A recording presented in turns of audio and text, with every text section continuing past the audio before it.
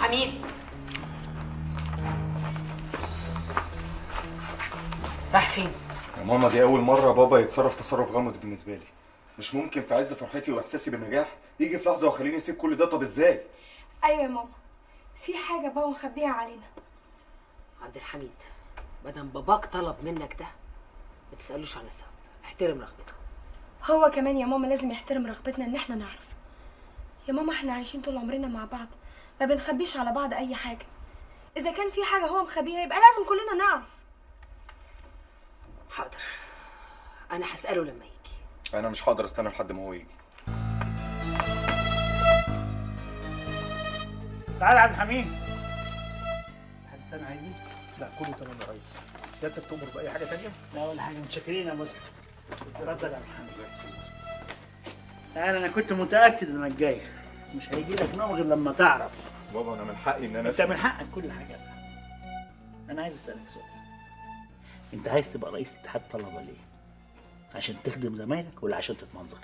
طبعا عشان أخدم زمايلي. يا بابا أنا عمري في حياتي ما استفدت من كوني رئيس اتحاد طلبة. طب يا ابني ايه اللي يمنع انك تخدم زمايلك وانت مش رئيس اتحاد طلبه؟ يا ابني انتخابات ايه وكلام فاضي ايه؟ ما انت شايف اليوفط اللي ماليه البلد. عايز تفهمني ان كل دول داخلين يخدموا البلد؟ انا رئيس حزب اهو، عمري ما فكرت ادخل الانتخابات، عمري ما العب اللعبه دي. عبد الحميد، حاجه واحده بس تفكر فيها دلوقتي، انك تطلع جراح شاطر. لو كنت هتخدم زمايلك وانت رئيس اتحاد طلبه، انت هتخدم البلد وانت جراح شاطر. فين السبحه؟ هو العشاء حسب الجدول على مين النهارده؟ عشيكوا عشوة يا ولاد الهلالي، هتاكلوا صوابعكم وراه. ايه الريحه الحلوه دي يا بابا؟ ايه ده؟ مش هقول على التفاصيل عشان تسر المهنه بيتلطش، لكن هفاجئكم في الاخر، اعرفكم ده ايه. الله، عارفين يا ولاد ايه اللي خلاني لهلوبه في الطبيخ؟ إيه يا بابا؟ امكم. شكلك كده داخل على تريقة. مزود طارق. اول ما حبينا بعض عرفتني بالارتاح انها اعظم طباخه في القرن العشرين. ما احنا بقالنا يجي قرن متجوزين اهو. رحت اخطبها، راحت رزعاني حله مكرونه سباجيتي، عملت خطوبه وكاتب كتاب ودخله في ليله واحده.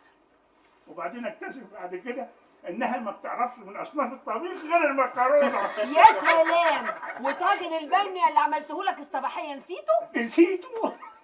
يا انا كلته من هنا يا ابني وزهمله نزل عليا، ما بقتش فاهم ايه ده، لكن هعمل ايه؟ اسالها وانا عريس ما يصحش. بعد اسبوع قلت لها لا ايه يا نونا اللي طبختهولي يوم الصباحيه ده؟ قالت لي دي باميه. لما اشوف هتعمل لنا ايه النهارده. هعمل لكم رز صياديه بفول حراتي. دلوقتي عبد الحميد بيقول لي خش يا بابا عليا بالفول الحراتي. الله الله الله يا دكتور. ان شاء الله لما اخرج من الحزب والجامعه هسجله باسمي واعمل سلسله مطاعم الهلالي للرز بالفول الحراتي. اللي قولي لي يا ماما، هو حضرتك كنت فاكره ان بابا هيبقى كده؟ يعني كده ازاي بس انت؟ ما قصدتش يا بابا والله، يعني نجم ومشهور والناس كلها بتحبك. شهاده لله الست دي عجيبه. انا لما كنت في الكليه كان شكلي غير مشجع لاي فتاه، تخين وشعر اكرت وبتكسف من خيالي. ما كانش اي بنت معبراني غير امك عشان نفسها حلوه. يا زوزو، الست لازم يكون عندها فراسة في اختيار شريك حياتها. أنا أول مرة شفته فيها قلت الراجل ده هيبقى حاجة مهمة قوي. خدت بالك يا عبد الحميد من نصايح الام لبنتها؟ بتوعيها. عمرنا ما نمنا زعلانين من بعض، لازم نتصالح مهما كان أي حد فينا غلطان. عشان كده عبد الحميد لما جالي النهارده الحزب روحي ردت فيا. ربنا يخليك ليا يا أعظم دكتور في العالم.